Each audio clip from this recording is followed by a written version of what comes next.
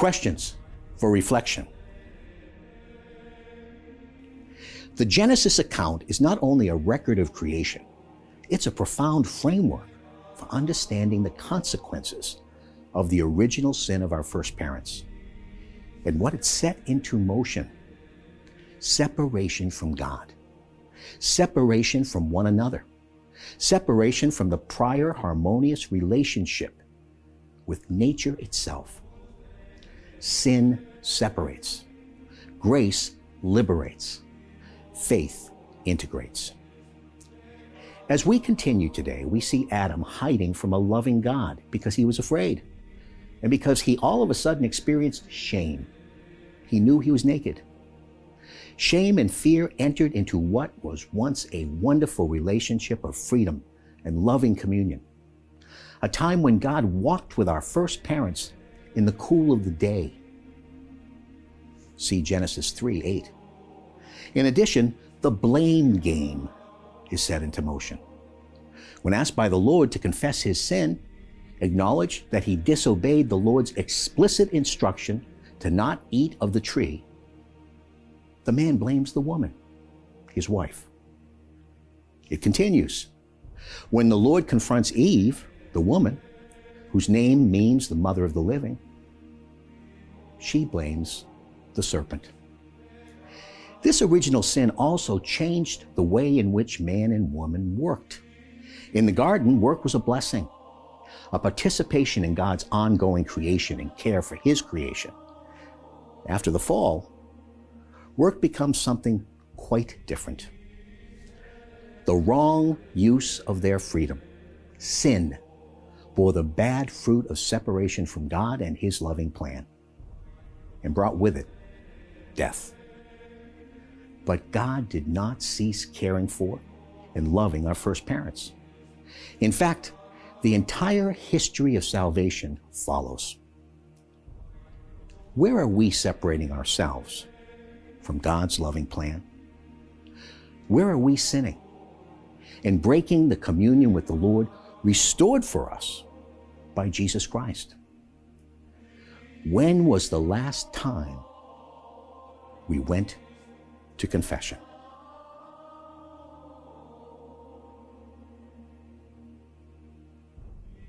The psalmist sings of the love and sovereignty of God demonstrated in his loving care of all creation. He reminds us that God never separates himself from us. He watches over us in both our waking hours and our sleep. He reminds us as well that a day in the Lord is like 1,000 years, and 1,000 years as a day.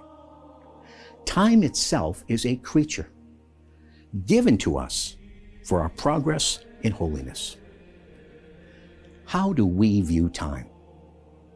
Do we see it as a tutor or a tyrant? Do we use it for the Lord, or do we waste it? The gospel passage from St. Mark is one of the accounts of the multiplication of the loaves and the fish in the gospel accounts. Not only are these accounts of physical miracles, which they are, and signs of the kingdom, which they are, they teach us deeper lessons intended to shape our walk of faith and open our eyes and our hearts to a new understanding of how we can cooperate with God's grace at work in our lives right now. The miracle of the multiplication of the loaves and fish is found in all four Gospels, emphasizing its significance. As is often the case, each of the four evangelists focus on particular aspects of the miracle in order to emphasize for the reader the significance and implication of the event in their own lives.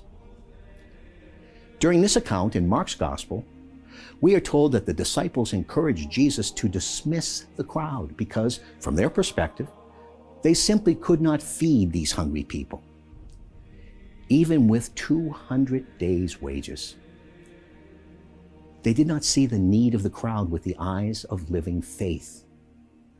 However, Jesus did. And he wants all who bear his name to learn to walk by the light of that same faith. He gives us the grace to do so In his sacred humanity, Jesus was moved with compassion for the crowd. The Greek root of the word for compassion means to suffer with. The disciples viewed the matter as a problem. They approached it through a lens of economic scarcity. Jesus understood the economy of heaven. The question he asks all of us today is, do we?